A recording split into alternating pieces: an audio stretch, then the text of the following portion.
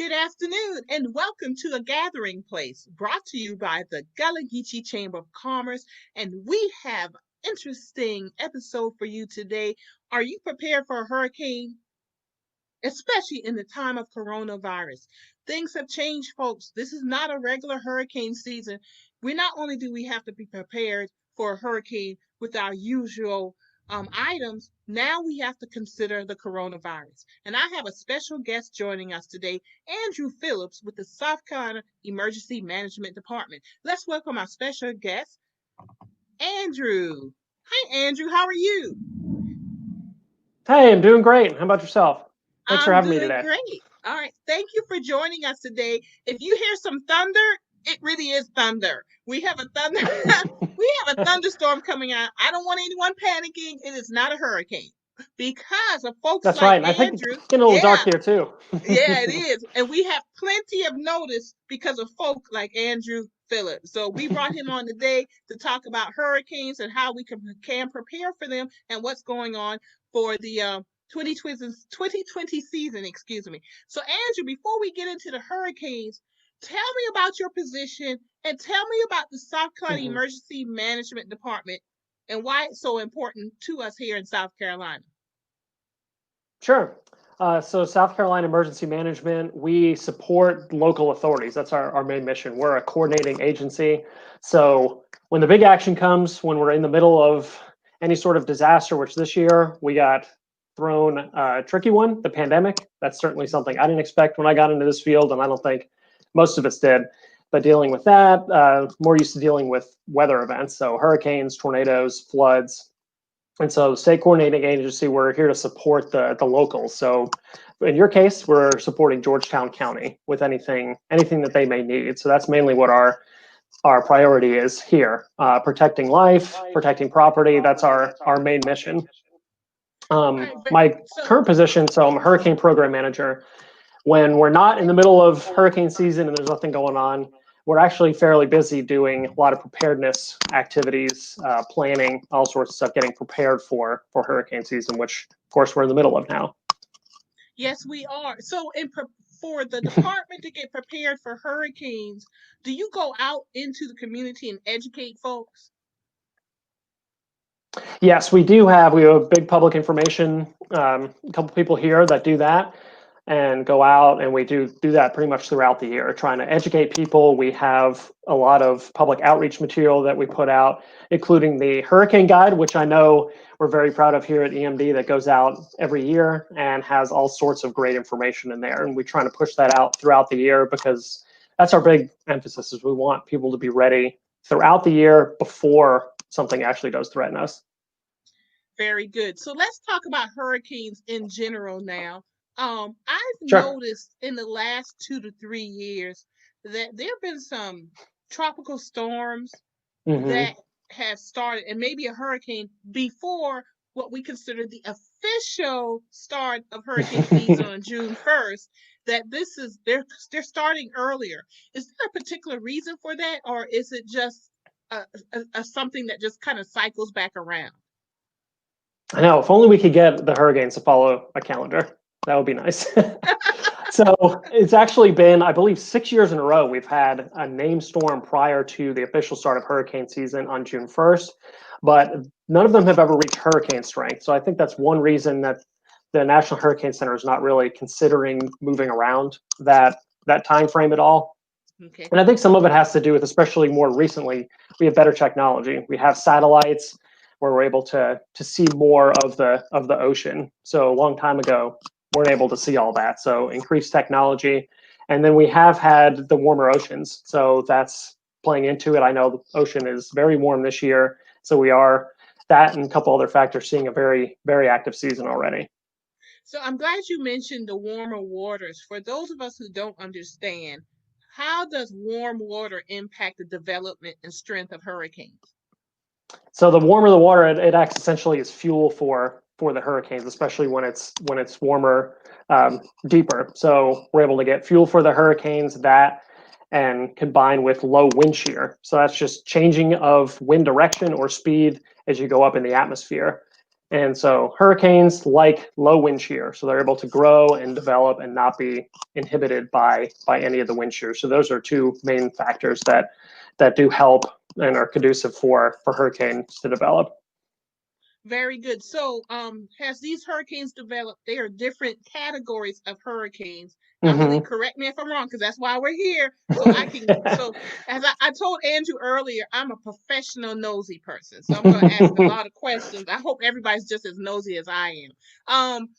So there are different categories of hurricanes. How are those categories determined? So they measure them by wind speed, and that's a great question. So they go, it's tropical depression is first. That's the lower end, and then once you get up to 39 miles an hour, it's tropical storm. 74 it becomes a hurricane, and then hurricanes category 1 through 5, 1 being the weakest and 5 being the strongest. So that is strictly based on the wind speed. But as we know, there's a lot of different impacts that we do get from hurricanes. Certainly not just wind. We get storm surge, flooding. Tornadoes, all sorts of other hazards like that. So it's certainly the most understood way to describe hurricanes, but it doesn't really convey all of the potential impacts from any particular storm. So, do you get damage from a hurricane when there's like 39 miles per hour winds? Can you get damage? So it could weaken trees, that sort of thing. And we do have when we get thunderstorms and everything. So I guess that's what I would compare it to, somewhat of a lower end thunderstorm.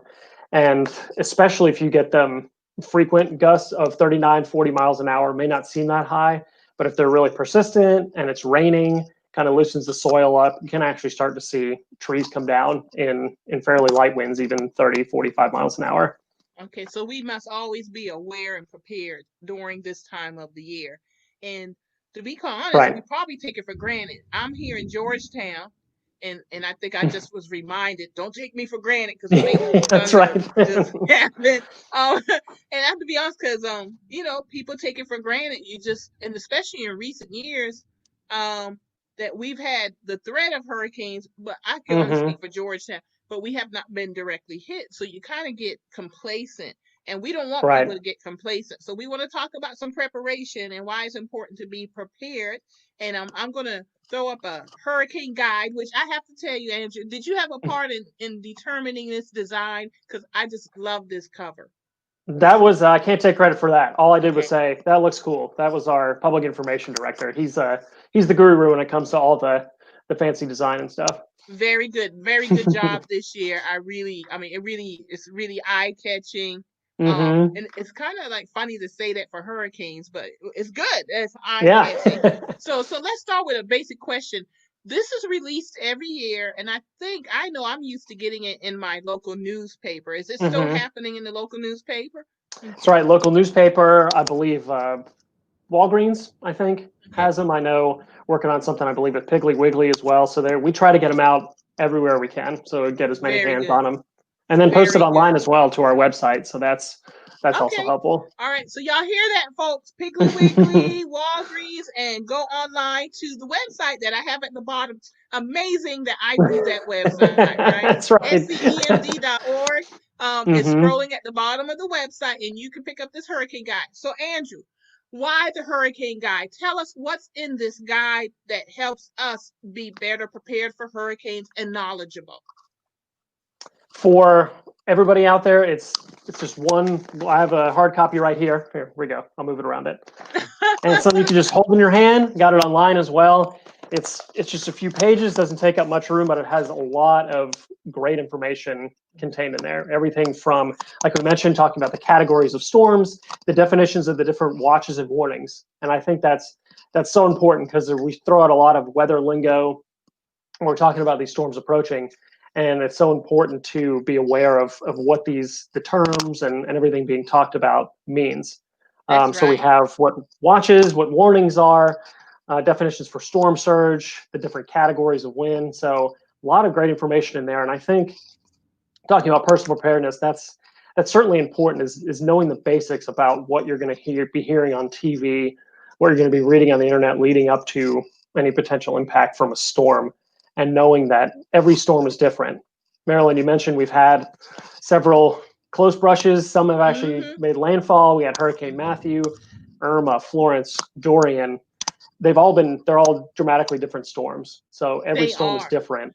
Yeah. Yeah. And that's another reason why we can't take it for granted, that we have to understand Mm-hmm. that every storm is different, and you just Mm-hmm. can't assume, oh, that's a hurricane too, it's not going to impact me. You just don't know what's going to happen.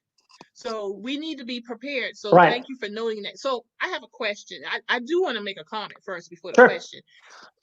I don't know why when I heard storm surge, I was thinking SERGE, has in surge, the surge when you sow. So I have learned something new today, y'all. That is storm surge with U, SURGE, and storm surge involves water, right? So how does that work? What's a storm surge? So storm surge inundation is what it's officially called, and all what it really is, it's feet of water above normally dry ground, and that's salt water. So, and that can occur in tidal creeks too. So the mix of salt and fresh water, but it's the wind from the storm actually forcing the ocean many times, and then that gets into the tidal creeks, actually forcing the ocean up on land. So that's why we evacuate. That's what the evacuation zones are based off of, which I'm sure we'll talk about a little bit more. And Mm-hmm. that's historically been. I lost Andrew, folks, but I know he's gonna hop back in. I hope that wasn't for the storm, but we're gonna put the cover back up here and welcome everyone to a gathering place. We're talking hurricanes. All right, there you are, Andrew. What happened? Did the storm get you? Right, I know. I have to check outside, check over my phone. Yeah, you were talking and also so Gone. hurricane. I was like, hurricane swept Andrew away, but That's he's back right. now. We'll have to get with IT So about that. yeah, so we were talking about storm Mhm. surge, and that's the height of the water above the dry ground, the That, normal. Okay. that's right. All right. So when you see that messaged if we have a hurricane coming and talking about storm surge, and for example, let's say mentioning 3 to 5 feet on where you are in the map, so that is where it's normally dry, could be up to 3 to 5 feet of storm surge, and that doesn't account for the waves and the water moving back and forth. So historically, that's been the biggest cause of death in hurricanes. So that's why so much emphasis is put on the surge. That's why we evacuate for that, because there's not really anywhere to go that's safe other than inland and away from it. Yeah, yeah. And so when you say 3 to 5 feet, does that take into account high tide? Yes, so that does take into account high tide, and over the years, the National Hurricane Center has simplified that, so we don't have to think about tides or what elevation you are at your house. That used to be some factor. We figured that people probably don't know what their elevation is most of the time, so figured make it easier. So that 3 to 5 feet does take into account all of that. The elevation. Oh, very good. Then I'm glad to hear that. Mm-hmm. So science is at work, right? Because the more you Yes. learn from science, the Mm-hmm. more you know, the better you do. So that's science at work, giving us more information so we can make better decisions. Very good. So that was just a little bit of the page. And the next page is we talk about COVID-19, and we're going to really delve into that. But this page gives us emergency alerts, how that works, and then Mm-hmm. how we can keep track of the hurricane before, during, and after, and different websites that we can look at. Federal Emergency Management, South Carolina Mm-hmm. Emergency Management Division, which y'all see at the bottom, scrolling, scemd.org. And so tell me about emergency alerts. How do they work, and how can we sign up for those emergency alerts? I know I get them on my phone, but tell us how does that work? Sure. So that's one of the good things about the newer emergency alerts is you don't have to sign up for them. They come on your phone, and like you said, if it's tornado warning, we send them out for the evacuations sometimes just to make sure everybody in the area gets that alert, and it's kind of a jarring noise. So it's like, oh, you know what that is immediately. Yes, It goes yep, off. yep. You pay So attention to that's it. Yeah. right. So All that's a right. great tool that pretty much everyone has on their On their smartphones. phone. And then we have developed in the last couple of years the SC Emergency Management app, which has a lot of this information in it as well. And it's really a great tool. It'll do. We mentioned the know your zone, so knowing what evacuation zone you're in. if you do location services on that, wherever you go along the coast, it'll pick you up and it'll tell you what evacuation zone you're in, and has all sorts of other preparedness information too. So it's really a great tool. Very good. And you mentioned know your zone. So you have the Mm-hmm. different zones. And the picture we're looking at right now is Horry and Georgetown counties, and they're different zones. And can you tell us a little bit about those zones? Sure. So like I mentioned, it's strictly based on storm surge. So when we're not seeing a storm come in, the National Hurricane Center actually provides us some storm surge data where they run thousands of simulations and give us an idea of what any hurricane could potentially cause in terms of storm surge along the coast. We got together with the local county emergency managers and developed the evacuation zones. So those are based on the storm surge modeling. So notice there, evacuation zone A, B, and C. A has the higher threat, most susceptible to storm surge. B is a little bit less, and then C is a little bit less than that. So when the governor gets on TV and announces the evacuations, he will do it by evacuation zone. So that's why we think it's really important to know your zone now, so you're not scrambling when the time comes to figure out if you need to leave or not. That's right. And I'm actually in zone A. So personally, my house is located in zone A, and I actually can see exactly where my house is. And so we do plan, prepare, and evacuate, as it says on the page. And so you kind of know it's very serious with zone A, and we're used to kind of evacuating zone A. But you know it is really serious when zone C is being evacuated, because that's a serious storm coming in. And we all need to be prepared and aware of that also. So thank you, Andrew, for noticing that. And I'm going to bring up, this is Berkeley, Charleston, Dorchester counties, and Jasper, Colleton, and Beaufort counties. So this basically covers, I think we covered all of the coast here and those different zone areas. And I'm telling you, that's a lot of area. So basically it follows water. Where the water can get in and do those storm surges, we've got to really pay attention, folks, because that's why we're known as the South Carolina Low Country. You know, we're low in the water, so that's right. Yeah, so we need to be very much aware of that. Very good. All right, so let's see what else we have here too. I've been kind of jumping around here, so let's go back.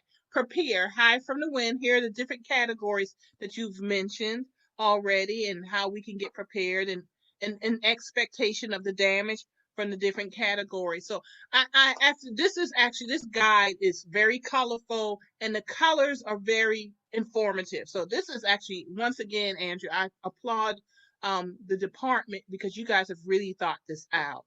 And then we have power pointers, if you see down lines, and then we have hurricane names all the way to 2021. So you guys are thinking ahead. So tell me, how do the names come about? Who determines the names?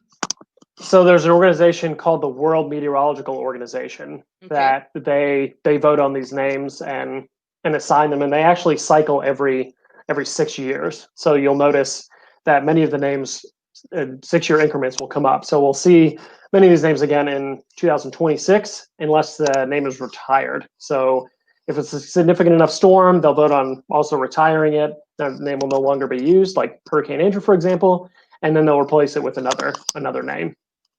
I think my and name actually, is retired. Oh, yeah, I'll have to check that out. I didn't know if it was. I think Hurricane Maryland is retired. I think it came ashore. So, yeah, it should be anyway, if it's not. But anyway, yes, go ahead. I'm sorry. Oh, no, it's okay. And then if we get into, which we did in 2005, if we run out of names, we'll actually go to the Greek alphabet. So 2005 was very active. We went into the Greek alphabet. We're actually, as active as this year, pretty much on pace with what 2005 was in terms of named storms. We're close to that. So we're hoping it slows down. But so if we ever get through, let's see, what's the last name on the list? If we get through that, then we head into the Greek alphabet after that. All right, very good, very good. All right, and then I have here, I kind of jumped around to make sure we hit on some graphics. So after we plan and prepare, we evacuate. And once we evacuate, we would like to return home. All right, so what are the things that we need to know so that we can return home? So I think that's one thing we always emphasize, even prior to the storms, are, okay, you're thinking we're just thinking about, okay, if the storm gets impacted, like let's say, okay, I'm not worried about my house. I think my house is going to be safe.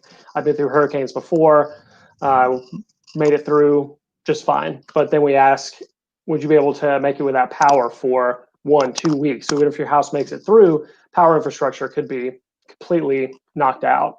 So 2 weeks with no air conditioning in the summer, that does not sound fun. Talk about water, sewer, all that as well. If you were to lose that for any sustained amount of time, would you be able to make it through that without there being any major issues in your household? So we always are talking about that too, is hopefully preparing people for not just during the storm, making it through the storm, but also the aftermath as well. So yeah, there's a lot of great information about returning to your home, and also before you leave your home and what you should do. And that's another thing that we look for is the reentry process. Is once the storm moves through, there may be, there's a lot of times neighbors will, if they stay behind, they'll text the other neighbors and be like, hey, come back in, everything's fine here. Mm-hmm. Not knowing that 5 miles up the road, there's trees down all over the place, broken gas lines, things like that. So it's just really important to pay attention to the local authorities, especially when it comes to returning home. Mm-hmm. And we do understand, of course, once the storm passes, everybody wants to get home as quick as they can. It's such a stressful situation, but we just ask for patience as much as we can in that. Yeah, and I do encourage folks to practice patience before, during, and after the hurricanes.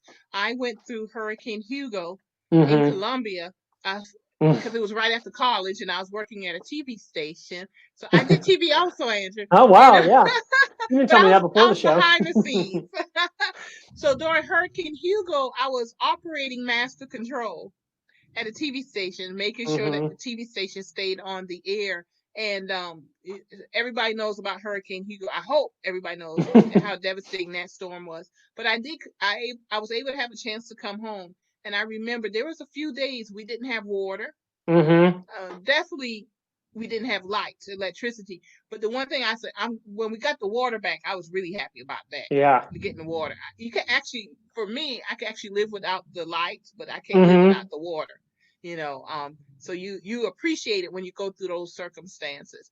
So other preparation, we have on the coast a large retirement community.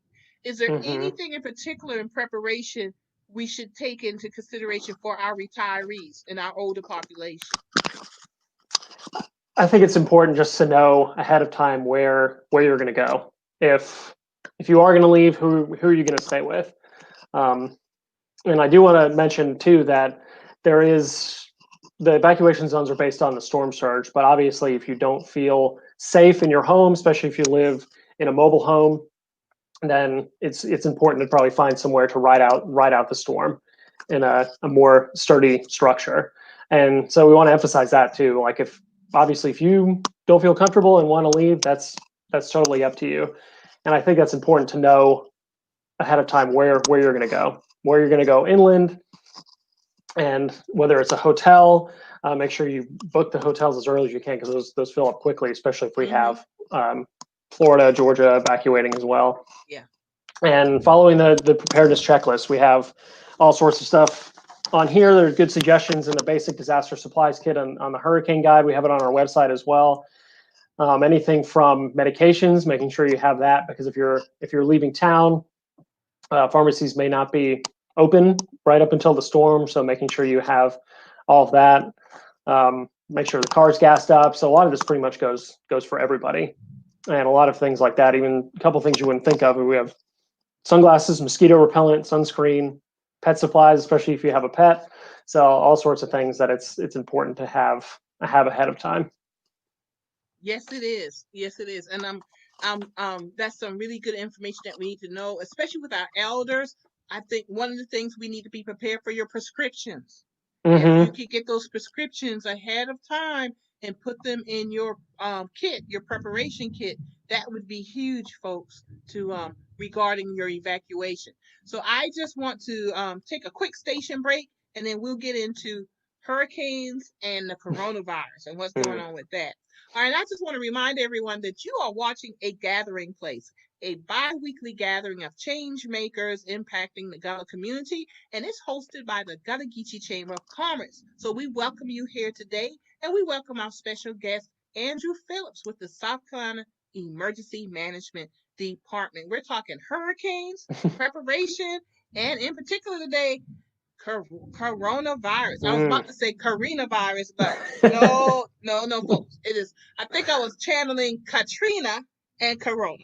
Ooh, But no, it's not knows. Katrina, folks. It's coronavirus. All right. Or COVID-19 has also, we may have heard. If you have any questions, drop them in our comments. We'd love to hear from you and get those questions answered. But Andrew, we are facing really special circumstances in 2020 regarding hurricanes and the coronavirus. What can you tell us that we need to do above and beyond the regular preparations for hurricanes? So I think everyone's pretty much used to having to run out the door, you're grabbing a mask before you head out the door, going to the store and everything.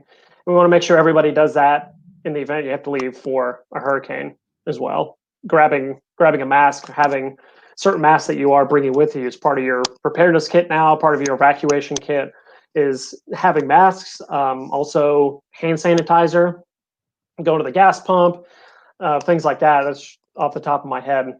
Everyone's touching a lot of stuff, so important to have those two things especially. And I think it's even more vital this year to have an idea of where you're going to go, because we do have shelters that'll open up should people need to take shelter, but we really want to push that is a last resort. That's if you aren't able to go anywhere else, stay with family, stay with friends, go to a hotel, because we are having to take extra precautions in shelters this year as well. And that's another thing, Marilyn, I believe you have as well. The hurricanes and coronavirus. It's a one-page document we put out that goes through. I do have that one. Thank you for reminding me. Yeah, there it is. Yes, and in the hurricane guide too. Yeah. And the hurricane guide too does have that little excerpt in there. Here we go. So time, space, people, place, what we came up with. So time, that first one there, preparing for hurricanes now, getting supplies so you spend less time interacting with others. Stores are going to get really crazy before a hurricane. Everyone packed in there. So it's even more important this year to have at least some of your basic needs ready to go before we even have any threat of a hurricane. Space, social distancing, I think we're all used to that by now as well. And that's important whether you're evacuating, staying with family, friends, and emphasize that you should still be taking these precautions as much as you can, even though it's an added stressor, it's added something else going on with having to leave for a hurricane in the midst of all this, but maintaining social distancing. Make sure everyone in your family has a plan too. So everyone watching, if you get in touch with your family, friends, say, hey, I watched this really awesome television show and we're talking about getting ready for hurricanes, you should go ahead and do that too. It's important to talk about that. And then we have place. So that's the final one. And that's know where you're going to go during an evacuation. Staying in a hotel, staying with relatives while still doing social distancing, still wearing a mask is the most important part of that. And we also have if you do have to go to a shelter, that you are going to notice some differences there. If you have ever been to a shelter before, you'll notice it is going to be quite a bit different this year, but we've been working that for a few months now when we kind of realized, oh no, COVID-19, and we have hurricane season coming up. Yeah, and I have never stayed in the shelter, so I've been blessed in that I didn't have a need to, but I've been there as a volunteer, and it's been a while. So I'm glad you mentioned the shelters. Let's delve into some of these details. What are the differences we will find at shelters during hurricanes? So when you walk in the door, you will be scanned for your temperature. So they'll have digital thermometers, scan you for a temperature. If you have a normal temperature, you'll go to the big part of the shelter, general population part is what we call it. And one of the big things you'll notice there is they want you to wear a mask, social distance in there. And we usually plan for about 20 square feet per person in a shelter. And that's for mainly during the storm. So if we need to go into a safer part of the building. But now the Red Cross is planning for 110 square feet. So you'll be much more spaced out in the shelters. And then you'll notice they'll be feeding differently, just really trying to limit the amount of interaction among people. And Because if you you have, do, if they go scan ahead. you, I'm sorry, go ahead. I was going to I was ask gonna say if they do because, scan you and you have a fever, mhm. then you would go to an isolation part of the shelter, so a different area of the shelter you would go Okay. to, and then they would work through that process. All right, very good. So now that you've increased the square footage per person, how does this Mm-hmm. impact the shelter? That means less people in the shelter, right? So do you need, so Right. has the state increased the number of shelter facilities to accommodate, um based on past, references? We kind of know people Mm-hmm. are going to evacuate. what Right. what has happened? Have you increased the number of facilities? So fortunately, in South Carolina, we do have on normal times we have much more shelter capacity in the state than we've actually ever seen people go into shelters, a significant amount. So even now with reduced square footage per reduced capacity due to the square footage, we still, based on previous storms, we still plan to have plenty of room for everybody should they need a shelter. All right, very good. I'm glad to hear that. I'm glad to hear that you Mm-hmm. not maxed out in previous years. So, Right. um, how can we prepare? You talk about masks. So let's say, how many should I have in preparation for per member of my family, for example? Because we don't know how long we're going to be away from home, and also we need to consider, will access to our masks run out? Because you just can't run right now. I do a lot of shopping at Food Line, and they have the mask there that I can purchase. Mm-hmm. But if I don't have access to Food Line, where would we go to get more masks? Or is the SCEMD prepared for that, to supply masks? So for shelters, we do have a process to make sure there's at least some amount of personal protective equipment. So that includes masks Mm-hmm. for people at the shelter, but for people just evacuating, not going to a shelter, staying with family, friends, or at a hotel, we do encourage that you have masks with you right now. And we do like the reusable ones. I know we have some of them here too, the ones that we are able to wear, and then also the disposable ones. So I think that's what our message is, to stock up as much as you can. Okay. Just have enough that you'd be able to leave home for count on at least a few days and be able So it's, to still yeah. be able to wear a mask when you're So around it's people. so it's good to maybe anticipate for the worst case scenario. It's better to have more in this situation than you think you'll need, because we just never know what will happen. Even on a regular hurricane, we Right. don't know what's going to happen. So, folks, we encourage you to stock up now on your face mask. We know there's a shortage, but do what you can now to add the mask and above and beyond what you think you're going to need in your preparation box for hurricanes. Okay, so how about you already talked about social distancing, that you've increased the square footage per person at the Mm-hmm. shelter. What other? How about gloves? Do we need to also maybe get gloves, because you're going to be in the proximity of more people?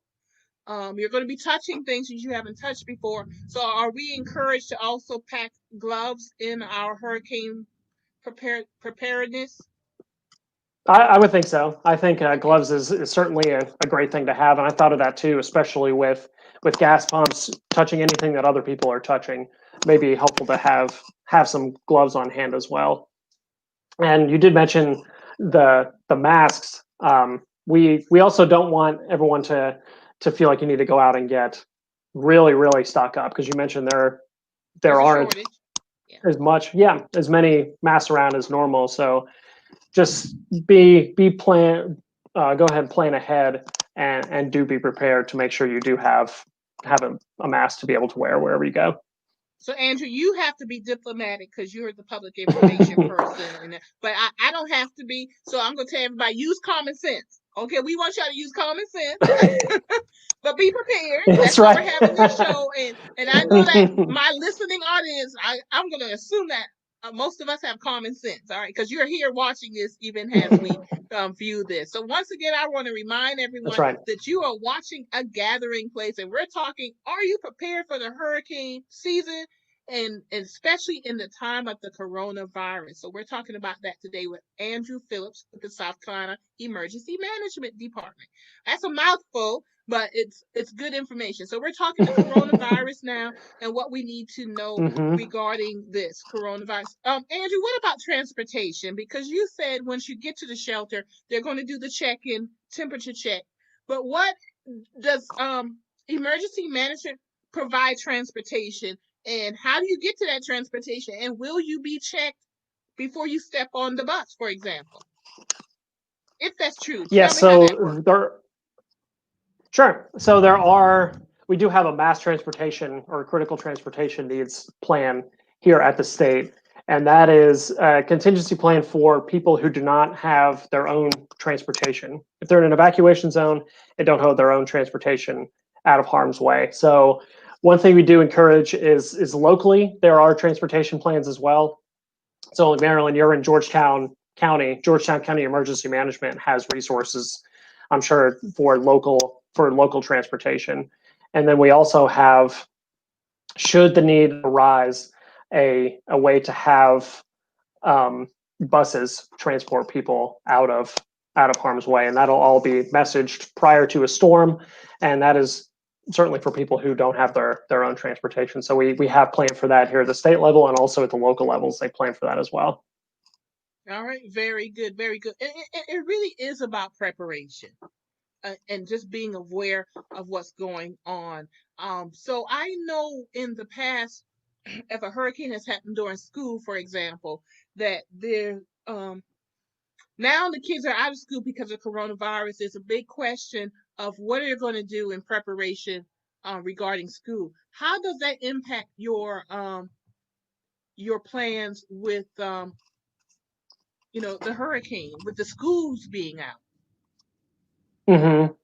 Well, we do. So a lot of the schools we use, or a lot of the shelters, are actually in schools.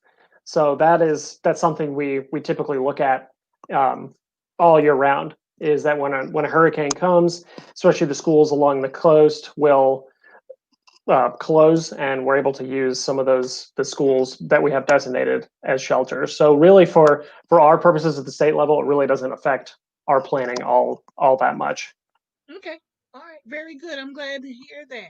I'm glad to hear that. So you did mention pets, and I want to bring that up because I love pets. I love dogs. I don't have a dog right now, but just to talk about that, how does with the corona increasing the square footage per person, does that change any of your evacuation plans when it comes to pets? Because it's only recent years that we've taken into consideration pets in Mm-hmm. evacuations and shelters and everything. Has there any change been happening regarding that because of corona, that you can't take your pets anymore? Has anything happened regarding that?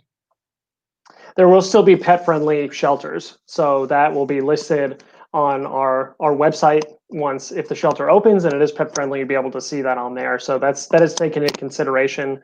And we certainly understand pets are part of the family. We know a lot of people, if they aren't able to bring their pets with them, will stay behind. And that's some of the reason they do stay behind. So we want to make it everything as pet friendly as we can, because if we're calling for an evacuation, obviously we see there's enough of a danger that we want people to leave. So anything that's standing in the way of leaving, we want to try and make that as easy as possible, and try to support that any way we can. Very, very good. I'm glad to hear that. And I came back to the pet question because I really just wanted to post that page because it's cute, and the cute little dog, little Yeah, black they'll be lab. happy about that too, because there's a lot of time spent on. All right, we got to find the cutest animal to put in the hurricane guide. It works. It worked for me, at least. I'm assuming it working for other people too. We like the cute pets and everything. And seriously though, our pets are considered family members, and we want to make sure that they're Mm-hmm. safe also, and do everything that we can to prepare for our pets also. And especially once again in the time of corona, I am so happy that the department is prepared. but it's still an unknown world. This is new to all of us. So as much Hmm. as we can do to prepare everyone, including our furry family members, it's the safer we feel. And it really does, Right. it keeps us calm also. And so we can keep our heads Hmm. about ourselves, knowing that we've done some preparation here and everything. So if we have any questions in the Facebook comments, please drop them and we'll get to those questions also. I think we've kind of done a very thorough job and answered Andrew any questions that I could think of. I know something will come to me. Is there anything pressing that we should know, maybe about insurance, um, flood protection, for example? Anything we should know about that? Other than we better get it before the I'm sorry, hurricane Marilyn, you cut comes? out a little bit. Oh, insurance. That's Anything you could tell us about insurance other than we better have it before the hurricane hits? I think you pretty much covered it right there. Important to have insurance before it comes. Yeah, have it before you come, right? Because I don't I know, don't know. I'm not an insurance, I'm not an insurance expert, but I don't know if 2 days before Hurricane Marilyn's coming, they're going to be like, "Oh, sure, we'll sell you a policy. That's Yeah, fine." yeah, they'll sell it to you, but it might be, a little cost there that you don't want It's to steep, yeah. pay. Yeah, so you need to be prepared now. Hmm. So that's why we're here. So, Andrew, what's the official calendar for hurricane season? I know the So it hurricane is a is Washington from June calendar, but 1st, what are the dates? Yes. from June 1st until November 31st. And Okay. peak for hurricane season is normally around September area. That's usually when we have the really warm waters, and that's where we usually see our peak. So we are moving pretty quickly toward that, but hopefully things start to slow down. But that is typically we start seeing it trending up this time of year and then peaking in September. So have you found that the warmer weather is increasing overall? Is how is this being impacted by climate change?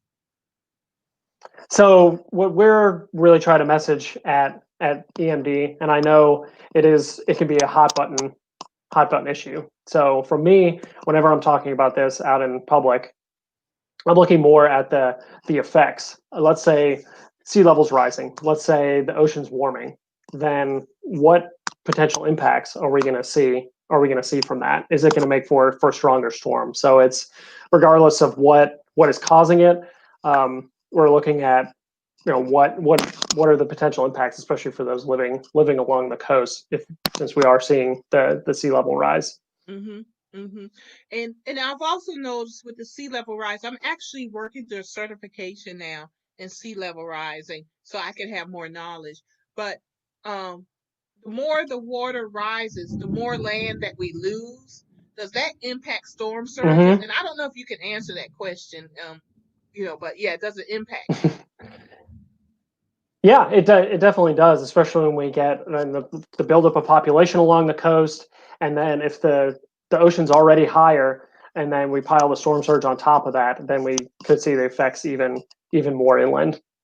Okay, very good. I don't want to get too political on you. You are here for the hurricane, and it can become very political. But I just wanted to make people aware of that also, and it's something we need to be consider. The climate change and rising Sure. sea Oh, levels, absolutely. and Hmm. how it impacts hurricanes that impact our land, our houses, etc. Is there anything else, Andrew, that we need to know? This has been very interesting. So we are, if you've been paying attention to the Weather Channel, local news, there is a little system down there in I the forgot. We talked Caribbean, about, or yeah, the thank you for yeah. remembering. Yes, yes, Andrew. Tell us about the I little know. See, you were system. trying to avoid Mhm. it. If we don't talk about it, then it's not coming. Yes. So it's down there, the Western Atlantic right now. Right now, it's dubbed potential tropical cyclone 9. That just means that the Hurricane Center is watching it and forecasting it to develop into a tropical storm or hurricane in the near future. So that is something we're watching closely right now. A lot of uncertainty with the forecast intensity. The National Hurricane Center, they post their major updates. There'll be one coming up here in about 16 minutes, so they'll have their new forecast coming out. So that's something right now we're just paying close attention to. Way too early to talk about any potential impacts to the state. but it's just something to keep an eye on, and that's what we're used to this time of year, is just trying to make sure we're ready for anything that comes our way. Thank you for mentioning that storm, and it's early. It's way too early to actually give it an official name. Right. But just in case it strengthens to that point, what is the next name on the list that should be coming out? I knew you were going to do this to me. I didn't say that to put you on the spot. Yeah, we were talking about this before in the show. And, we were, yeah. Wait. Let me say it first. Then I can. Isaiah?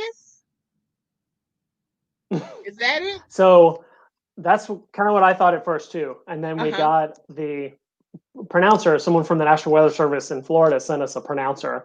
And I could be totally butchering this too. Isaias. I think I said that right. Isaias. Yes. Okay. We think we're right. So you're going to go back and listen to the it. The I storm, right? I've listened to it probably 50 times, and every time I say it, I'm like, it still doesn't sound right. But we'll dub it the I storm. The I storm. So when we hear Isaias or something like that, the I storm, we know that has strengthened to the point where it has been given a name. So and this really kind of speaks to the fact that we've actually had quite a number of named storms already in 2020. Yeah, because we're already down to the I's. All right. So I think we're in South Carolina. We think of storms really, and that's me. So that if it only impacts South Carolina, the others don't exist. So when I'm thinking, wow, they're already down in the I's, that means y'all storms are all over the place. So they take That's a name. Right. So we actually have had there was one recently in Hawaii this past week or this week that went by Hawaii. So so we have to remember that it's not just South Carolina that we're worried about. It's the Atlantic Ocean and the Pacific Ocean. So since I mentioned this and brought this up, hi Ebony, thank you. You've been dropping some really good comments here. Yes, there have been lots of storms here. So what's the difference between a typhoon and a hurricane? It's just different part of the world. Different names, different part of the world. Same basic thing. So typhoons, right. Typhoons are in the Western Pacific, and then hurricanes, Eastern Pacific, and in the Atlantic too. So same thing, but just different names. Well, I have to tell you, I'm an Air Force brat, and I lived 3.5 years on Guam in the Western Pacific, and it was typhoons. I didn't know about hurricanes until we came back to South Carolina, because South Carolina, and then it was hurricanes. So I got it's a little confusion for me. So thank you for clearing that up. It took a few decades for me to get that knowledge. So Andrew, thank you for clearing it up for me. When you know better, you do better. So thank you for that. And we do have a quick question. Isn't that rare in Hawaii?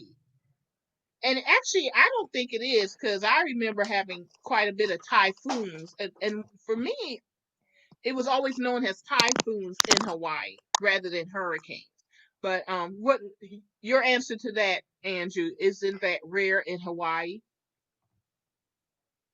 to have a hurricane? I would say the threat of them in Hawaii isn't really rare. It's just that when you think of the size, how much space there is in the Pacific Ocean, how small the Hawaiian Islands are, the likelihood of them being hit by any storm is pretty small, just based on their size. So I don't have an exact number on that. I would say it is pretty rare for them to take a direct hit from a storm, but it's really more to do with their land size rather than any other factor.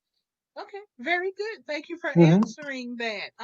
So is there anything else that we need to know as we come to the close of our show regarding hurricanes and typhoons, and they're in different parts of different oceans?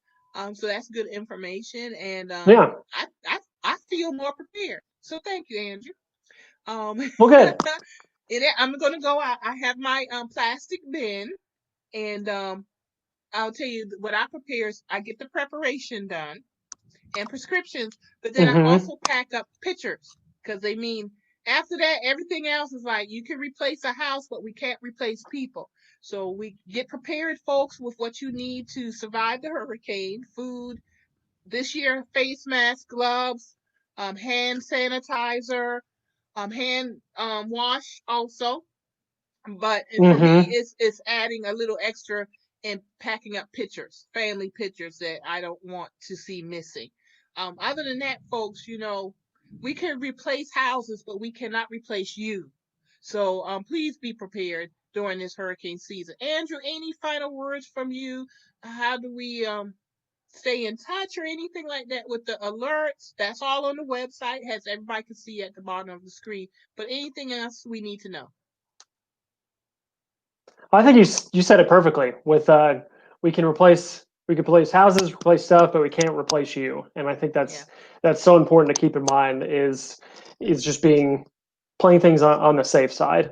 And we know that a lot of people will what they're most encouraged by family and friends. So if you're watching right now and we do have an event, even if you have them in other states and they're not evacuating for whatever reason, not taking the proper safety precautions, reach out to them. A lot of people that could be the way that motivates them to take action is having a close friend, family member actually push them to taking action. So yeah, personal preparedness, we're always all about that. And then also, do what you can, influence the ones you can to be prepared as well. Very good, very good. So I want to thank Andrew Phillips for joining us today. Really enjoyed it, Andrew. Very interesting. And I'm going to invite you back. But now that hurricane season's probably going to get busier, I know it's going to be harder to capture you. So I'm glad that you were able to come on, because we cover the entire coast of South Carolina with our show, A Gathering Place. So I was glad to bring you on and get those questions answered. And when you have time, possibly after hurricane season and before next hurricane season, we're going to get you back on so we can get prepared even earlier in this season. And then for the last thing, I want to put that guide up because it's really it's eye-catching and it's informational, and you can find this in your local newspaper already, and you can go on the website www.scemd.org or Walgreens or Piggly Wiggly. You can get your hurricane guide, and we encourage you to do that so you can get prepared. And we want to once again send a thank you to Andrew, and remind everyone that you are watching A Gathering Place, hosted by the Gullah Geechee Chamber of Commerce. Andrew, have a wonderful day. Thank you for joining us, and we'll be in touch. All right, here we go. All right, thank you, Marilyn. And I'd be glad to come back, hopefully at the end of hurricane season, to talk about how it was great and we got through without any problems. Very good. Thank you. Thank you, Andrew. We'll see you later.